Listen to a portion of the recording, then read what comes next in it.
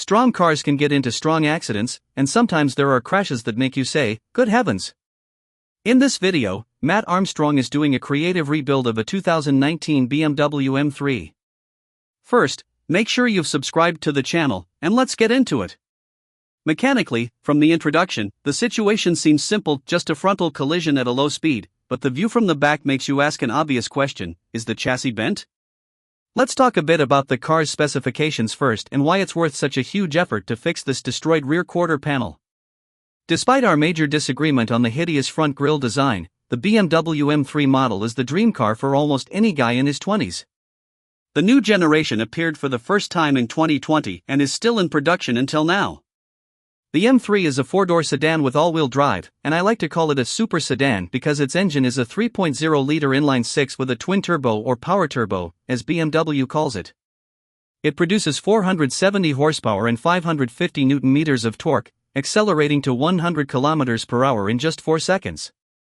So, it's a dangerous car, with a ferocious engine and a very aggressive design. He bought this car for £322,000, and it has only 10,000 kilometers on the odometer. It's literally just broken in, and it has no insurance. Due to the expensive repair costs, the owner of the car decided to sell it. For Matt, the most important thing at the beginning is that the engine works, because if he doesn't hear the engine sound, he doesn't even see the car.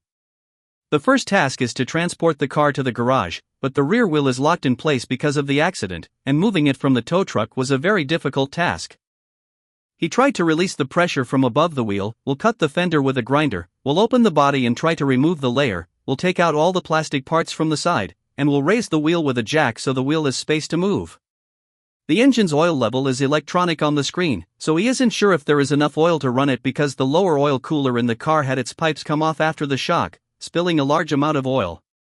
So, he will unscrew the broken connections on both sides and bring a hose to connect the two openings, temporarily canceling the oil flow to the cooler. The second step is the electricity. The car's battery is in the back under the trunk. BMW cars have a fuse at the beginning of the battery cable path that pops and cuts off power to the car instantly after any accident. In this model, the fuse is part of the metal bracket for the battery terminal, a different design, but it does the same thing. After this fuse blows, electricity is also cut off from the starter. He will reconnect the loose metal bracket to its original place and tighten it, and this is the hood opening system for pedestrian safety special to BMW, which has explosive cylinders that open and raise the hood cover to protect the person hit. He will try to start the engine, and it will turn on from the first attempt. He will then move the car to the garage to start the real work. The rear wheel moves with difficulty, but the important thing is that it rolls in any way. He doesn't have much space inside, so he will reverse the car in. He is tentatively reassured that the chassis is not bent because the carbon fiber roof is completely intact, and the door frame and the lines on the other side don't show any impact. He will inspect the car from below and find that the rear suspension link is bent, which is the cause of the rear wheel being locked. He will take measurements from several points, and the numbers here are identical. He will disconnect this link from its bracket on the wheel, and the wheel will move freely. The suspension is not broken here. The car has rear wheel steering. Afterwards, he will unscrew the wheel bolts, remove the rear bumper from its place, and vacuum and remove the broken plastic parts. He will pull all the wiring harnesses and cables from their path and take out the inner wheel cover. The iron from behind is crumpled together, the whole area is dented, and you can't even define its features. He will take out all the carpet and insulation layers from the trunk and unscrew the cassette speakers. The area is now completely empty. Here he will cut with a drill without markings and will make a square opening, and even underneath it, the frame is crushed together. He will take the back seat out of its place and move the speaker cover from behind them, remove the foam sound insulation layer, then remove the insulation layers from under the rear seats. He will unscrew the trunk hinges and also the hydraulic lift arms and take out the trunk lid, and this is the view of the frame clearly. The most important thing in the car's chassis is almost the chassis rails. Here, the impact has no noticeable effect on the rail behind. He will consult a friend to make sure the situation is worth the effort, an English YouTuber specialized in rebuilding BMW cars, and he will consult him on repairing this part, but then he will tell him that the impact is reparable and that he can return it to the proper shape. He will trust his words and start the work from the front first. He will unscrew the hood hinges and take them out, remove the plastic rain cover, and start unscrewing the front fascia. The bumper is very broken and must be replaced. He will unscrew the wheels first and take out the inner cover, then remove the rest of the bumper, take out the broken lights, and unscrew the fender mounting bolts. He will pull the fender out of the car, and underneath it, the frame is intact, and he will take out the front assembly together. He will unscrew the clips and mounting bolts across the hood, take out the intake box from above, and take out all the cooling connections from their place. He will unscrew a metal cover from below to reach the assembly mounting bolts in the frame and also the connection bolts with the chassis rails themselves. He will lower the car and take out the whole assembly from its place and remove the broken windshield. Here all the car's coolers are gathered. He bought an intact frame for a complete second set and will install it in the front in its place and reconnect the pipes to their place. Then he will install the impact sensor that opens the hood, secure the oil coolers well, and return the air intake box to its place, and with that, the front will be completely renewed. He will bring the foam bumper that has the compressed air line special to the hood opening sensor, then he will go to check the broken lights. He bought the same design but with a different code. The price of both lights is £1,800. He will try to turn the light on, but nothing will happen. He will check the old one and match the electricity. Here, the programming part is different, so he will replace all the light modules and try again, and indeed, the electricity will reach it exactly like the original. He will install the second light in its place and take out the LED light control unit and start installing the complete lighting. It will be the same shade of red. The parking sensor wires that were attached to the front bumper were cut after the impact, so he will reconnect them and install the connections again. As I told you, I am not a fan of the large grille design for the M3 model, but this is something else entirely. He bought a front bumper with a modified design and will install all the sensors in their place and mount the bumper. There is an English word that describes the look of this car very well, which is sinister, meaning evil. The grille here is similar to the design of the GT race car versions. As usual, he will change the additions in the hood with a carbon fiber piece. He will install a set of chassis reinforcement pipes made of carbon connecting the front of the hood with the shock tower mounts. He will install the hood in its place and remove the wrapping on it, and with that, the front will be completely finished. He will then return to the rear view, bring a hydraulic ram to push the fender from inside the trunk. He wants to straighten the impact area as much as possible before cutting the rear quarter panel, also to flatten the speaker shelf part until he gets to the new quarter. He will work on the interior airbags, all of them deployed, almost 5 in number. He will replace the rear suspension link and move more than one layer covering the area, unscrew the link bolt with the joint, and put the new link in its place. He will take out the electronic brake control unit. Here the bolt holes in the old one are broken, so he will install the new one behind the caliper and plug in its connections. He will return the wheel to its place, then he will be able to move the car a meter forward to be able to open the doors and start taking out the dashboard. He bought a new dashboard with the passenger side airbag, will take out the seats to expand the space, unscrew the A-pillar cover, pull the curtain from under the roof, and unscrew the roof capsule so it comes out completely. He bought a brand new one and will install it in its place with bolts along the whole roof. He will pull the straps and unscrew the seatbelt mechanisms and replace the belts. The new one has a small explosive cylinder that opens at the time of the collision and pulls the belt strap quickly back. The next step is taking out the center console. He will take out the rear ventilation frame from behind, unscrew the 10mm bolts, and from the front under the cup holder, there are 2 more bolts.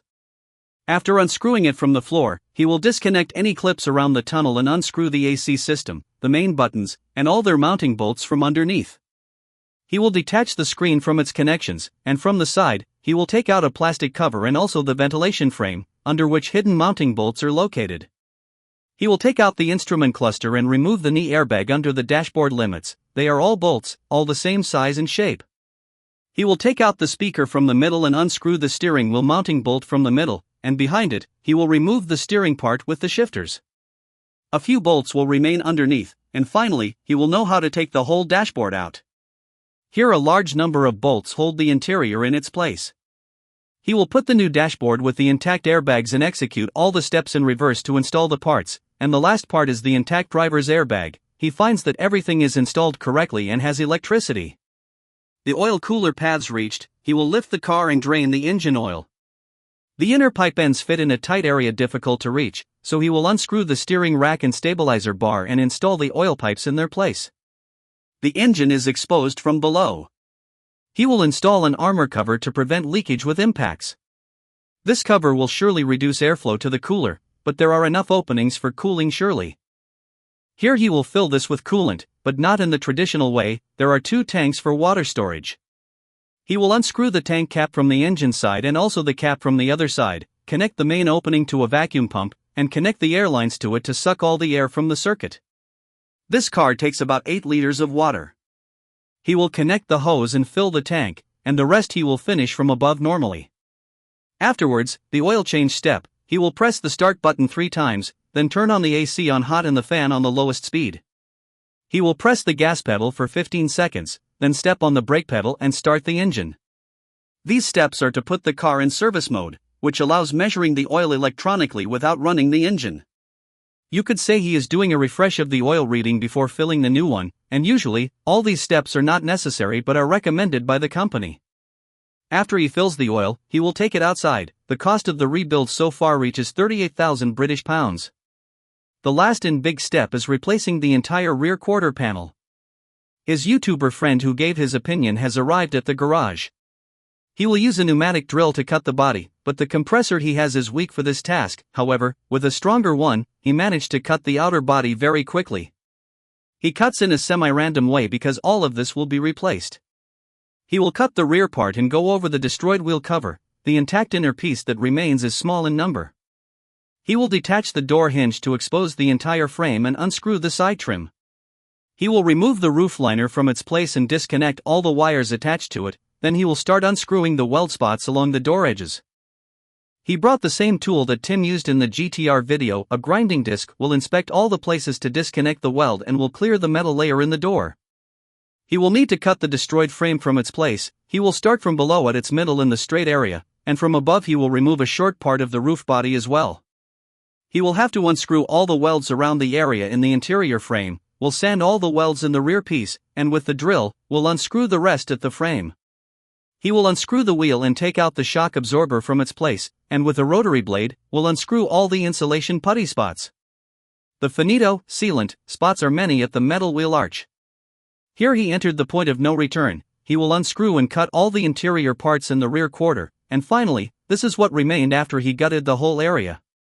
The impact also affected the shelf in the back, catastrophic. Rearward, he bought this part new but will not replace it entirely. He will save time and only replace the damaged part. And here the new rear quarter panel arrived. In truth, he bought the car from the owner and also took this quarter with it because the car owner wanted to fix it, but the cost was very high outside of insurance. But this rear quarter panel body is cut more than necessary.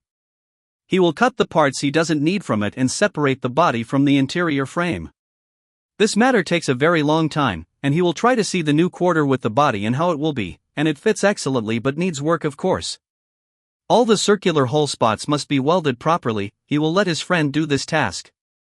He will return to the cut shelf area, install the piece, and weld the line between them. He will secure it with weld spots along the whole piece. Afterwards, one of the channel's followers sent a clean side frame, a full body layer for the 2 doors. He will cut the rear part he needs from it and adjust the measurement. It fits very accurately. Here he will put tape on the frame's edge to be able to cut in a perfectly straight way. He will stitch the frame into the car along the limits of the whole piece and cut the excess with the grinder, and with that, the frame will be accurate to the millimeter. He will install the wheel in its place, lower the car to the ground, and mount the frame, also from the trunk side. Afterwards, he will drill holes along the new frame and put metal mounting putty on it to hold them together. He will spread and wipe the line around the fender from inside and fix the frame in its final place. Afterwards, he will start the marathon of welding the entire rear quarter. Only the holes from inside remain, and he executes it in a truly professional way. He will cover the car with tape and spray primer to prevent rust on all weld spots. He will put more than 1 layer on the roof to avoid corrosion from rain, and he will spray the trunk from inside with paint. Any layer connected to another metal layer must have an insulator between them. The insulation or finito prevents air and humidity from entering between them, and also in the area where the piece meets. In the end, he used a brush and spread the putty on all areas very well, and this putty, after he sprayed the car's color, its lip became hidden. He will redo the electrical wires in the interior, and also the amplifier device in the trunk from the side, and will return the battery to its place. He will replace the loose fuse terminal, which comes as a complete unit from the company. Here he will change the entire connection, not just the metal piece. For the trunk, only the lining remains. He will raise the shock absorber to its place and return the plastic parts that have the rear bumper mounting holes, and also will install the padding across the car. He will secure from underneath the iron crash bar and connect the lights with the connection. Afterwards, he will install the new bumper in its place. He will just secure the long side trim in its openings. The last thing is to put the trunk lid on the hinges and check the clearance lines. He will find that the spaces are accurate along the whole path. He will install the wheel again and start the engine. He will install a new windshield and install the foam for the rear shelf and on top of it the large plastic cover. Here he received the correct new belts from the factory. He will install the mechanisms and tighten the belt along the pillar. Afterwards, he will do a very big upgrade for the seats, carbon fiber bucket seats with white color, and also all the interior trim will be replaced with the new color, a different, special level of style, honestly. He will install the door in its place but will find a small gap after closing, caused by the metal handle being loose. He will secure it and close the door properly. Afterwards, he will start the engine and drive off. The bumper in black color reminds me of the cheap factory bumper that comes on the first trim, but after he sprayed the car in fiery red, it returned like new with its full power. But the M3 engine is tunable, and surely there is more, so he decided to change the exhaust system. He will buy a complete modified exhaust from the Scorpion company. The original system has boxes and many obstacles that restrict airflow. He will separate the exhaust pipes at the headers from the front, then unscrew all the mounts along the exhaust path and lower the pipes together. This stock design chokes the car's sound very much. He will remove the metal cover from under the engine and unscrew the two catalytic converters and surely detach the oxygen sensor. The diameter of the new pipes is wider, almost 3 inches. He will secure the sensor in the downpipe and raise it to the tight place.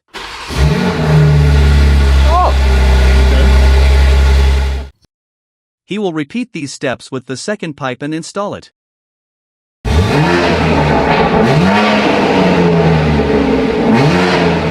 He will unscrew the electronic valve and install the new pieces. He will raise the whole rear part together and secure the locks with all the mounts in their area, and finally, he will install the exhaust tips, which are carbon fiber from Acropovic, and I will start the engine. The valve is closed, so the sound is normal, but when he opens the valve, it is much louder, and the inline-6 engine sound is not the most beautiful generally. Afterwards, he will install the same circular filters he has on the M5. He will remove the plastic air ducts from the hood, and from underneath them, he will take out the tube they call the charge pipe, which connects the turbo air path to the manifold, and install carbon fiber pipes so that the look of the whole hood is 100% carbon fiber. The sports filter affects the car's sound slightly, and clearly, the engine here breathes better and faster. He will change the shock absorber springs from the front. The two coilovers are adjustable for height. He will unscrew the shock mount from its bolt from above, but here without a spring compressor, and surely this move is considered dangerous. He sometimes does crazy moves, honestly. He won't need the original spring base, so he will hit it with a hammer and take it out of its place. Afterwards, he will install the new base and on top of it the spring. He will also install the mounting bolt without compressing the spring and raise the modified shock absorbers to their place. If you notice, you will find that the old spring base had its place above, but the new one is mounted on the shock from below, and this made the wheel rub with the shock base during installation. So, he solved this simple problem by installing a spacer above the brake disc. It will provide space to the outside by about 2 centimeters, and indeed the rubbing sound between the wheel and the other piece disappears. He will also change the springs from the back at the rear axle. He will unscrew the lower control arm and pull the arm, and easily the spring will come out of its place.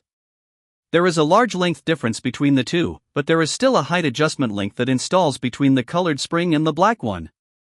He will raise the new spring above its base and install the rear wheel. He will lower it and check the height. He noticed afterwards that the rear control arm on the impact side is also bent, and the shock absorber itself has a dent. He will go and buy these two pieces from the dealership, and they will cost him £700. He will go and buy new rims afterwards with a size of 20 inches, and they have a great resemblance to the Porsche GT3 RS rim design. BMW sports cars have endless modified parts, so he will install a front splitter made of carbon fiber. He will drill special holes with the drill and with the pressure gun will install new openings in a proper way. He also bought a full side trim and will install carbon fiber, which is longer. He will unscrew the glue from the original spoiler and clean its place from underneath. He will put glue on the new one and fix it in its place. The last step he has in the garage is that he will install the new gold rims. He will go to a wheel alignment center, and there he will replace the new shock absorber and rear control arm. Afterwards, he will align the car's steering and stability and take the car for a quick drive to test the steering. He will do a tune to the car's computer to recognize and benefit from these new parts, and he will take the car on the dyno to measure its power after the aerodynamic modifications. I want you to write to me in the comments below, what do you think it will register in horsepower? He will take the reading first before programming the computer and will drive the car gradually to a speed of 220 km per hour.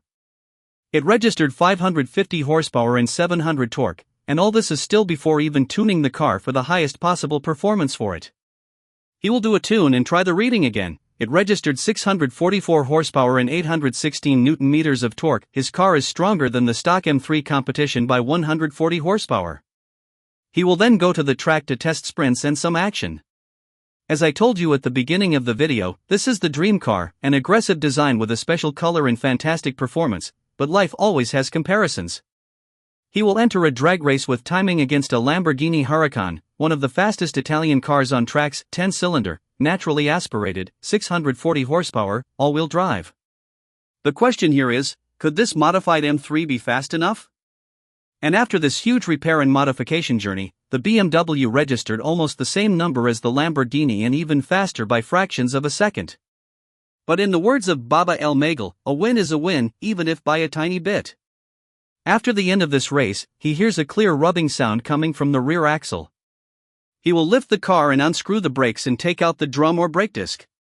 He will unscrew the mounting bolts from behind and turn the rear axle nut.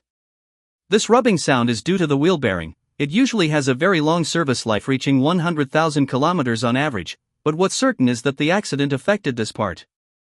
So, he will get a new one from the company, put heat-resistant silicone, and seal the area completely again. And he will go afterwards to the green hell, and he will ship the car to the Nürburgring track in Germany. The weather is rainy on that day. The entrance ticket price is €30. The track is a very long course in the heart of the trees and the forest.